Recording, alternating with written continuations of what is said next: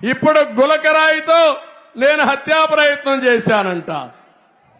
ఇంకో పక్క గొడ్డలతో చంపేసి నారాసుర రక్త చరిత్రను రాసిన మీరు నీతి నిజాయితీ పద్ధతి ఉందా అని అడుగుతున్నా. మీరందరూ ఒకటి చూడండి. రాజశేఖర రెడ్డి గారు చనిపోయారు, మేము బాధపడ్డాం. ఒక మిత్రుడిని కోల్పోయామని బాధపడ్డాం. కానీ ఈ సైకో మాత్రం అందరిని రమ్మని సంతకాలు పెట్టమన్నాడు.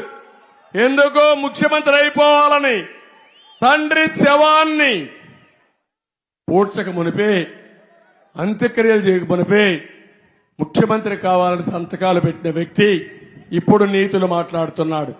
ఆ రోజు రిలయన్స్ అధినేత వీళ్ళ తండ్రిని చంపించాడని రిలయన్స్ షాపుల పైన దాడి చేశాడు. జ్ఞాపకం ఉందా తమ్ముళ్ళు అని అడుగుతున్నా. మళ్ళా రిలయన్స్ అధినేత మనిషికి ఎంపీ రాజ్యసభ ఇచ్చాడు, దోస్తీ చేశాడు. జ్ఞాపకం ఉందా అని అడుగుతున్నా. జ్ఞాపకం ఉందా మీకు? తండ్రి మీద ప్రేమ ఇది కాదు, అధికారం డబ్బుల పైన ప్రేమ. కపట నాటకాలు అవునా కాదా అని అడుగుతున్నా. నిన్న మొన్న అంటున్నాడు నేనేదో ఆయన పైన దాడి చేపిస్తానంట. నాకు ఇదే పని తమ్ముళ్ళు. ఎప్పుడైనా సరే నా జీవితంలో నేర చరిత్ర ఉందా అని మిమ్మల్ని అడుగుతున్నా. నీ జీవితం మొత్తం నేరాలే అవునా కాదా అని మిమ్మల్ని అడుగుతున్నా. నేరాలు చేస్తాడు, ఘోరాలు చేస్తాడు, ఎదుటి వాళ్ళ పైన పెట్టి తప్పించుకోవాలని ప్రయత్నం చేస్తున్నాడు. నేను పోలీసుగా ఉంటా, నేరాలు చేసిన వాడిని తుంగలోనే దొక్కేస్తానని చెప్పి మీ అందరికీ విజ్ఞప్తి చేస్తున్నా. మొహమాటం ఏమీ లేదు దీంట్లో. రాష్ట్రం కోసం పటిష్టంగా ఉంటాం.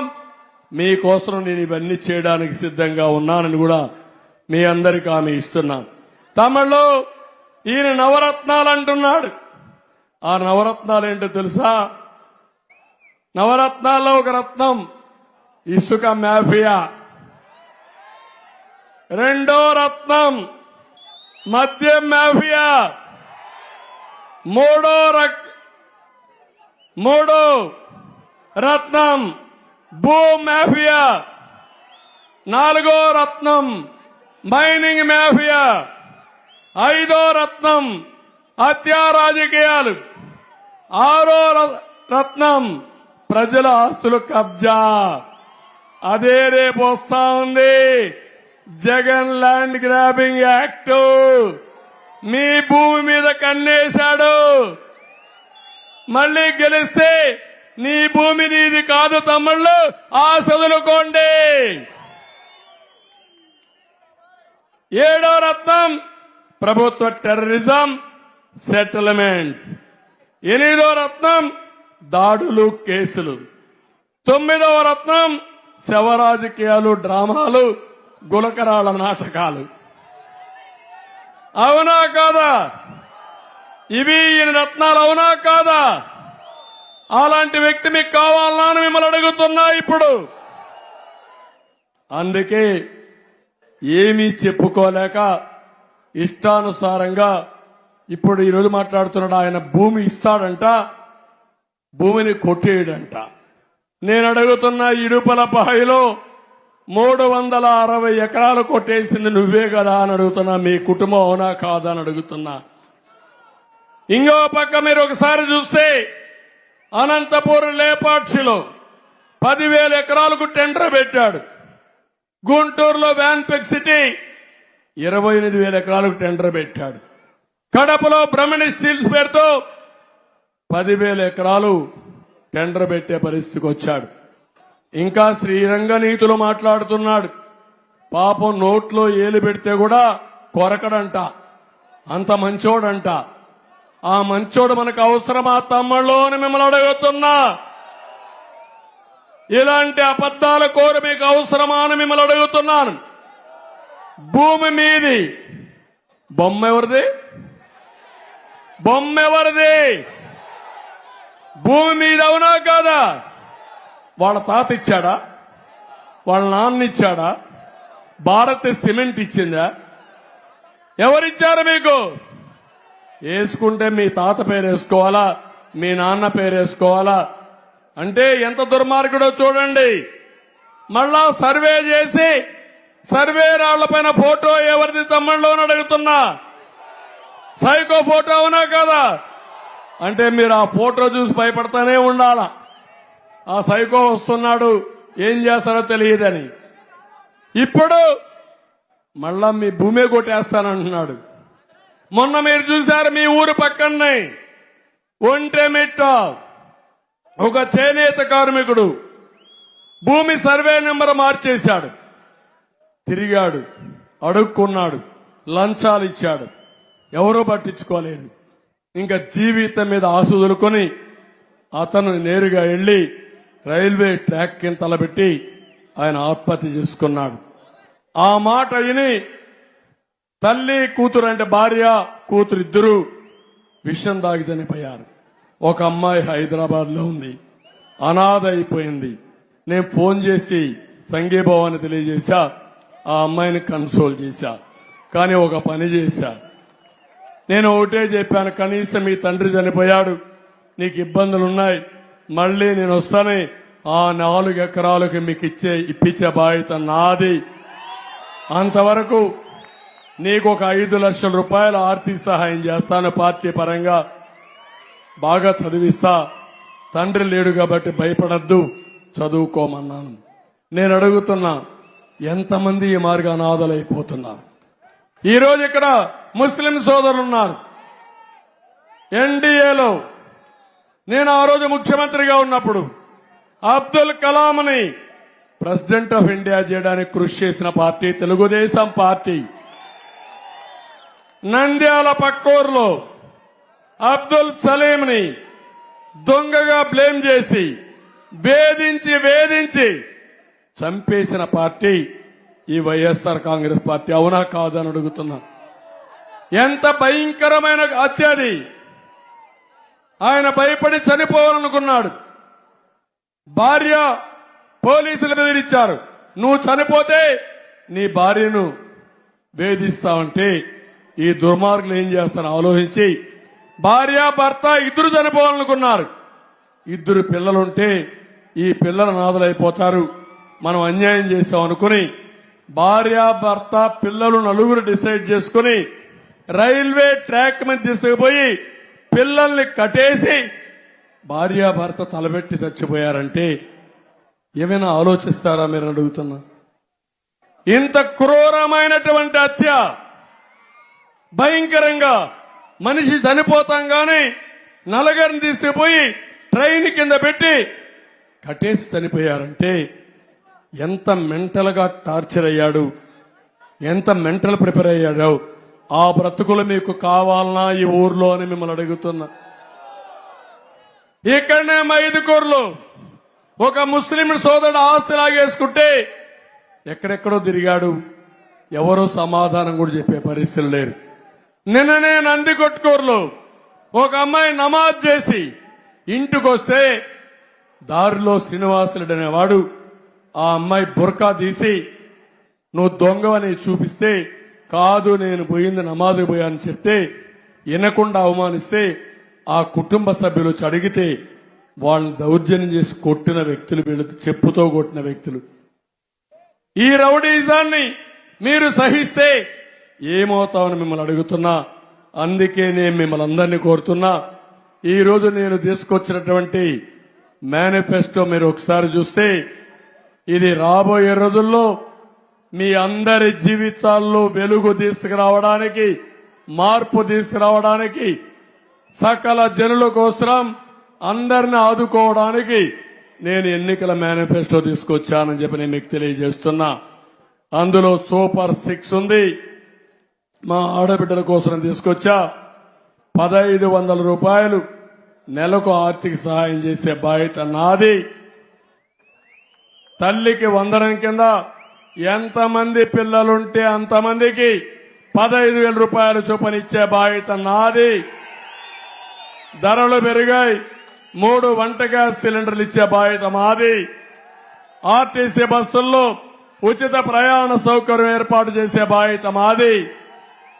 ఈ 4 కార్యక్రమాలే కాకుండా డాక్రా సంఘాలకు 10 లక్షల వరకు రుణాలు లేనివి, వడ్డీ లేని రుణాలు ఇచ్చి వాళ్ళని ఆదుకుంటా. అదే కాదు, నా ఆలోచన ఒకటి, సంక్షేమ కార్యక్రమాలు ఇస్తాం. అదే సమయంలో మిమ్మల్ని ఆర్థికంగా పైకి తేవడానికి చేపనివ్వడమే కాదు, చేపను పట్టుకోవడానికి ఏమేం కావాలో ఇచ్చి నేర్పించే విధానానికి శ్రీకారం చుడతానని చెప్పి మీ అందరికీ తెలియజేస్తున్నా. ఇక్కడ పిల్లలున్నారు. పిల్లలు మీకు అందరికీ ఒకటే ఆమె, జాబు రావాలంటే అది నా బ్రాండ్. గంజాయి ఉండాలంటే జగన్ ఉండాల, అంతే కదా. గంజాయి పోవాలంటే జగన్ పోవాలి. అందుకే ప్రతి ఒక్క వ్యక్తికి కొన్ని ఉంటాయి. ఆ విషయం మీరు గుర్తుపెట్టుకోవాల్సిన అవసరం ఉంది. అందుకే ఇందులో మీరు చూస్తే 20 లక్షల ఉద్యోగాలు ఇప్పించే బాధ్యత నాది. సంవత్సరానికి 4 లక్షలు. మొదటి సంతకం మెగా డిఎస్సి పైనే 3,000 రూపాయల నిరుద్యోగ భృతి ఇచ్చే బాధ్యత నాది. బీసీ డిక్లరేషన్ ఇచ్చాను. 1,50,000 కోట్ల రూపాయలు ఖర్చు పెడతాను. 5,000 కోట్ల రూపాయల ఆదరణకి ఇస్తాను. 10,000 రూపాయలు ఉపాధి కల్పనకు కేటాయిస్తాం. అందులో అన్ని కులాలకు న్యాయం చేసే బాధ్యత నాదని మీకు తెలియజేస్తున్నా. ఇది కాకుండా మీ అందరికీ ఒకటే హామీ ఇస్తున్నాను. పెన్షన్స్ పెట్టింది తెలుగుదేశం పార్టీ. ఎన్టీ రామారావు గారు ఆ రోజుట్లోనే పెన్షన్ విధానాన్ని తీసుకొచ్చాడు. నేను వచ్చినాక 2,200 రూపాయల పింఛన్ని 2,000 రూపాయలు చేసిన పార్టీ తెలుగుదేశం పార్టీ. ఇప్పుడు ఒకటే చెప్పాను, 3,000 నుంచి ఏప్రిల్ నుంచి 4,000 రూపాయలు ఇచ్చే బాధ్యత నాదని మీ అందరికీ హామీ ఇస్తున్నా. నెలవేరుగా 4,000 ఇస్తాం, ఇంటి దగ్గరనే ఇస్తాం. ఎలాంటి కండిషన్ లేకుండా బీసీలకు, మైనారిటీకి, అదే మరి ఎస్సీలకు, ఎస్టీలకు 50 సంవత్సరాలకే పింఛన్ ఇచ్చే విధానాన్ని కూడా తీసుకొస్తాం. ఇంకో పక్క ఈరోజు ప్రతి ఒక్క ఇంటికి మీ ఆరోగ్యం కోసం 25 లక్షల రూపాయలు ఆరోగ్య బీమా ఏర్పాటు చేసి నచ్చిన హాస్పిటల్కు పోయి ట్రీట్మెంట్ ఇప్పించుకునే విధంగా ప్రభుత్వం గాని, గవర్నమెంట్ గాని ఎక్కడికైనా వెళ్ళొచ్చు మీరు, నేను ఏర్పాటు చేస్తానని చెప్పి మీ అందరికీ హామీ ఇస్తున్నా. ఎవరైనా చనిపోతే, యాక్సిడెంట్ లో చనిపోతే 10 లక్షల బీమా, నేచురల్ గా చనిపోతే 5 లక్షల రూపాయలు ఇచ్చే బాధ్యత మాదని మీ అందరికీ హామీ ఇస్తున్నా. నేను ఇవే కాదు, మీ అందరికీ ఒకటే కోరుతున్నా, నరకం చూస్తే చూపించే రోడ్లను బాగు చేసుకుందాం. ఈ కడపలో కావచ్చు, గ్రామీణ ప్రాంతాల్లో కావచ్చు, ఇది నా భరోసా. వచ్చిన వెంటనే మీ రోడ్లన్నీ కూడా బాగు చేస్తానని మీ అందరికీ హామీ ఇస్తున్నా. ఓటేసేటప్పుడు ఇప్పుడు వాళ్ళ చెల్లి వచ్చింది, జగనన్న బాణం రివర్స్ అయింది. అవునా కాదా? ఇది వాళ్ళ ఇంటి దగ్గర అవునా కాదా అని అడుగుతున్నా మిమ్మల్ని. చెల్లికి తండ్రి ఆస్తిలో వాటా ఇవ్వకపోతే అది కూడా ఎన్టీ రామారావు గారు ఇచ్చిన ఆస్తిలో హక్కు.